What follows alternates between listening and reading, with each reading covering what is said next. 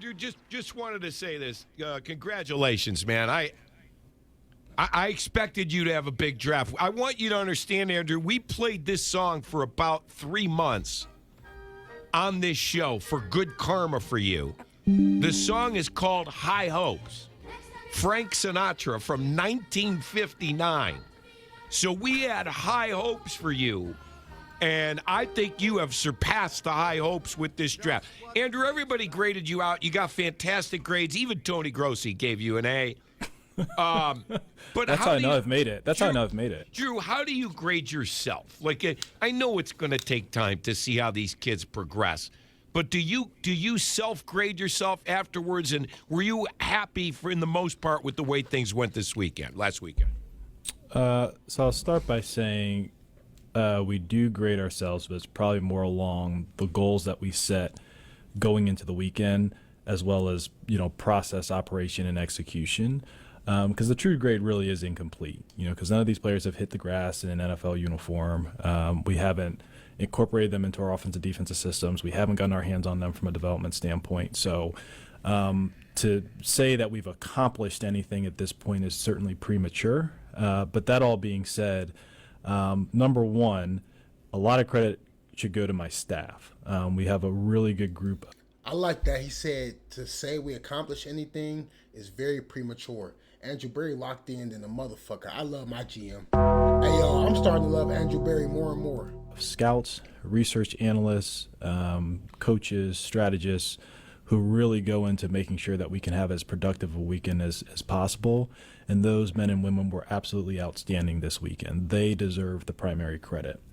And then the second thing is, like, where we're pleased is we felt like we were able to maximize the resources we came into the weekend with educated, bets, picks, coming out of the weekend. So it's all got to play out on the grass, but, we like where we are right now. Andrew, the people brought up the fact that Paul DePodesta is no longer with the organization, and you've done very well in each of the last 2 drafts. How much did he have to do with that, and would you say that was a factor in you being able to do your own thing this time around?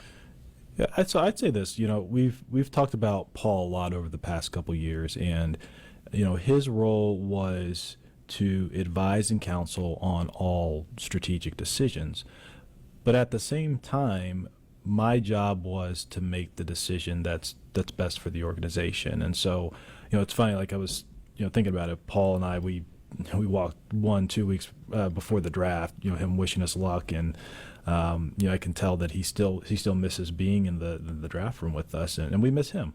But ultimately the decisions are mine. I like it. Sorry. Hold on. Yeah. Jody, turn your mic on. Andrew, see, this does this to me too, Andrew. Zoom calls, not just you. Right. I'm a writer at heart. Andrew, great timing for us because you were generous in inviting a Yahoo reporter into your war room or draft room, Jory Epstein, and her story came out yesterday. And the 2 things hit me in that story. One is that Carnell Tate was apparently not a factor in your first selection as you went into the day. And the second was the possibility of Ty Simpson falling in the first round. How serious would he have been a consideration at 24? Well, I guess I'll start with the first comment. Carnell was absolutely a consideration for us at 6. That's what I love to hear. That's what I love to hear. That makes me believe that with everything in me, y'all, they was going to get Carnell at 6. That makes me happy. But Tennessee, y'all fucked that up for me. Y'all fucked our plans up. But go ahead, Andrew. My bad, bro. We really had a group of 3 players that we would have been elated to select at 6 or at 9. Spencer headlined the group, but Carnell was certainly among those players. 3? He only said 2. Wait, Andrew, you only said 2. Who was the third? Was it Caleb Downs? Was it Arvell Reese? Who was the third? Secondly, in terms of Ty Simpson, I think probably the biggest thing is we didn't anticipate Ty would be available to us at 24.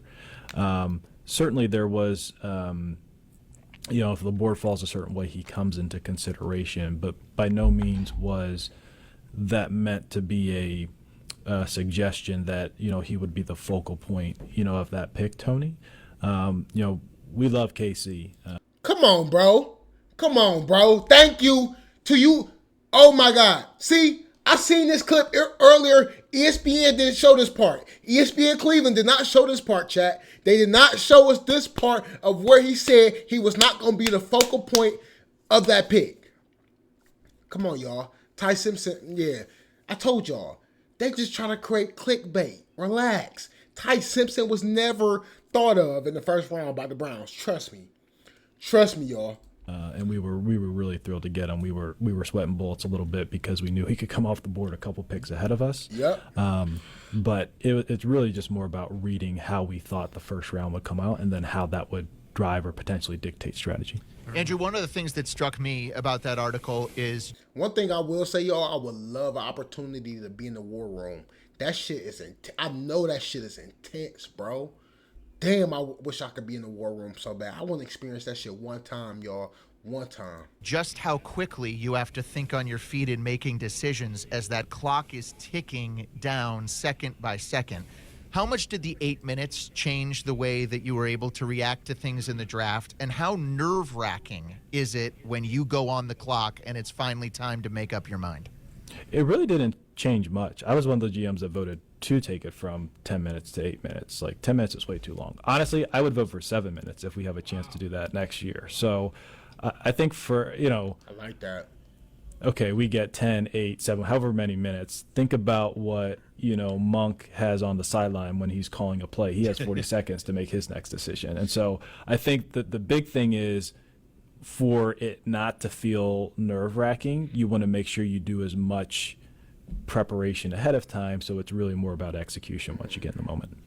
Browns GM Andrew Berry is our guest. Andrew, are you going to you'll bring 4 quarterbacks to camp as you did last year, but then what will the assessment be at that point, and what ultimately do you plan on doing for the season with the 4 you have?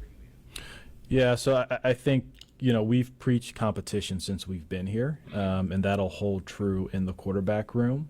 As Todd said, that doesn't mean that everybody gets equal reps, and that's true across positions.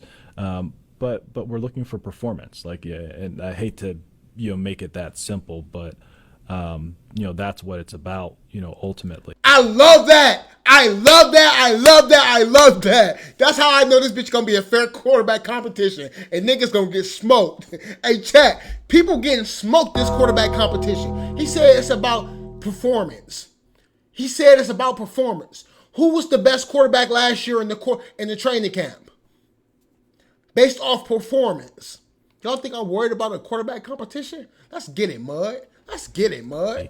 I think you all know that we like to keep at least 3 quarterbacks on the 53-man roster, provided that they earn the spot, and another on the practice squad.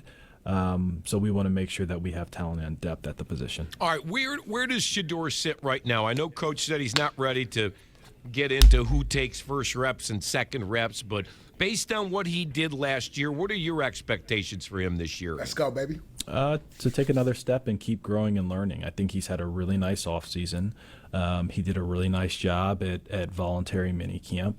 I think his improvements in decision-making and pocket management by the end of the year, and certainly what we've seen so far in a very short spring, have been positive.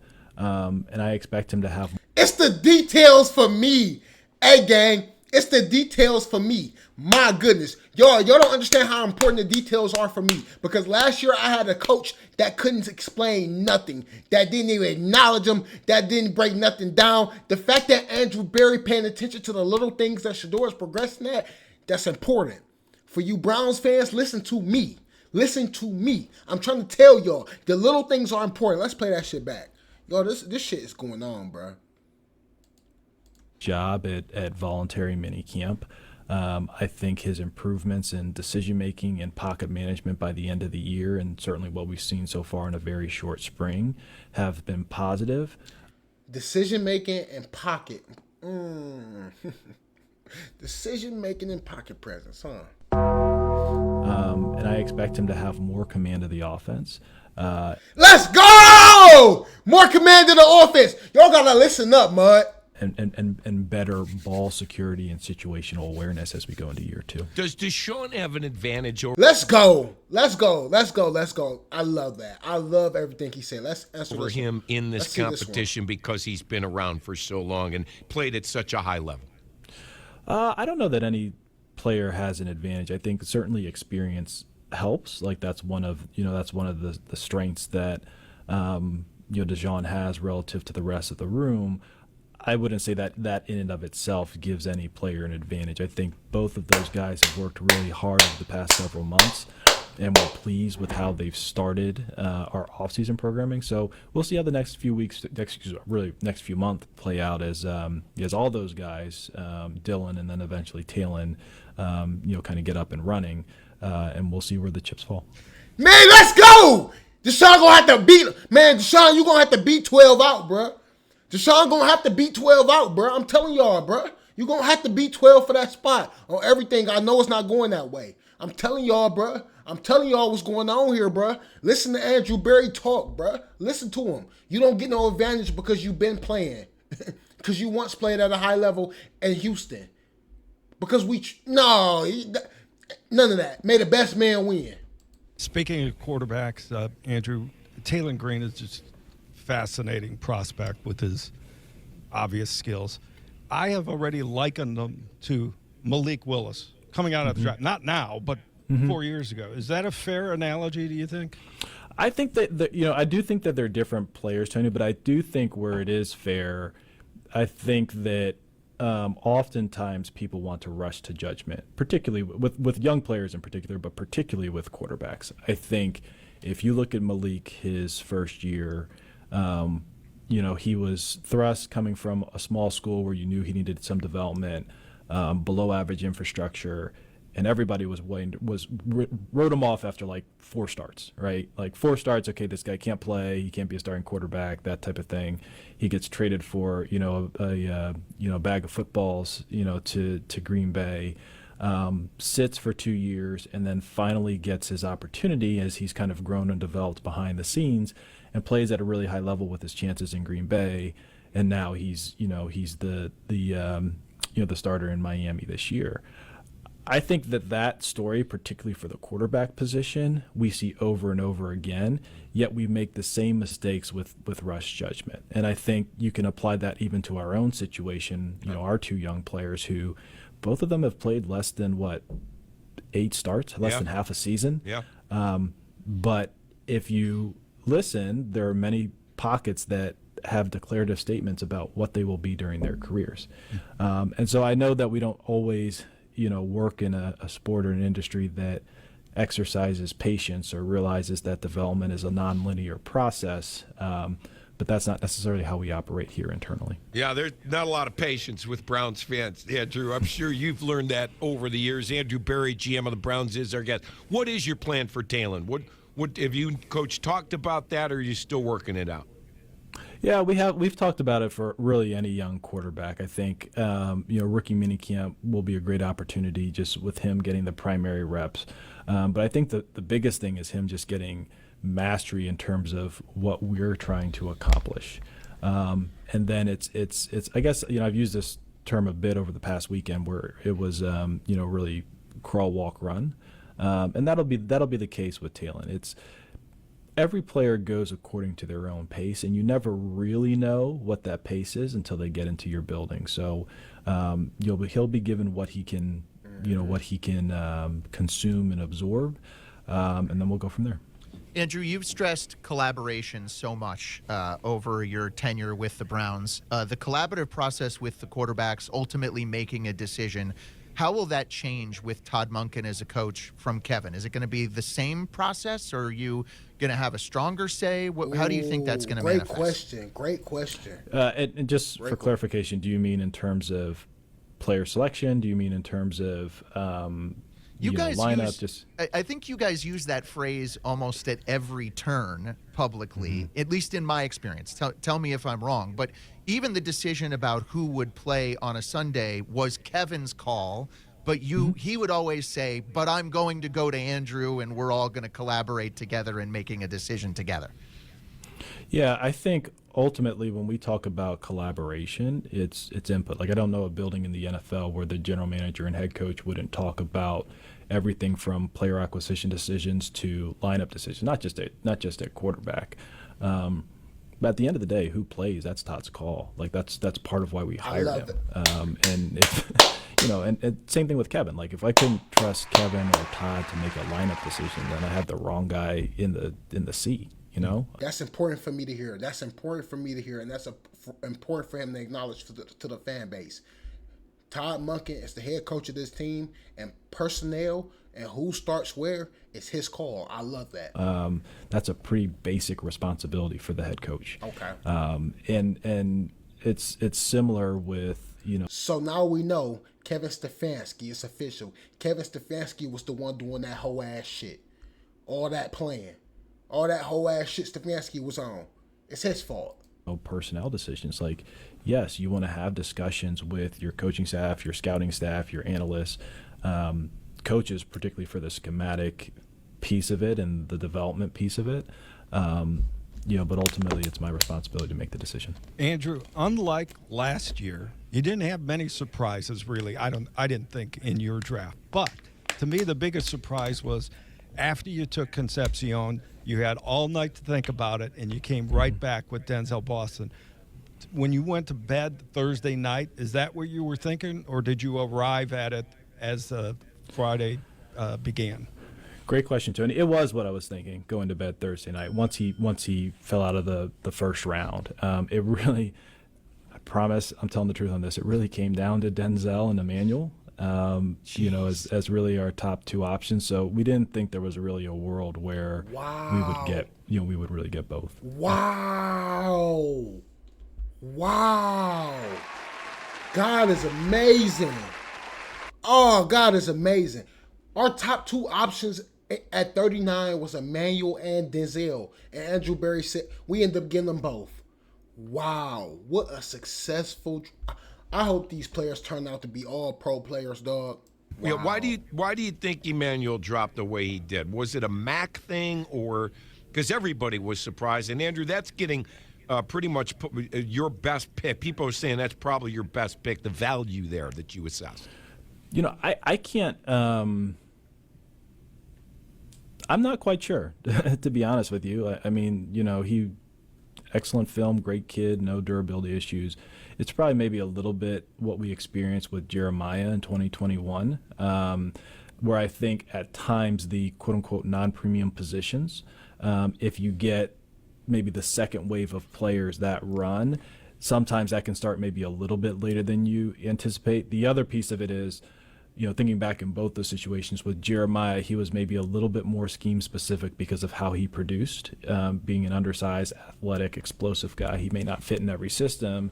And with Emmanuel, I mean, while we see him as pretty versatile, he probably has a little bit more appeal to defenses that will deploy some of these like 3 safety systems. So that's my best guess, but I wish I had a better hypothesis for that, but I really don't.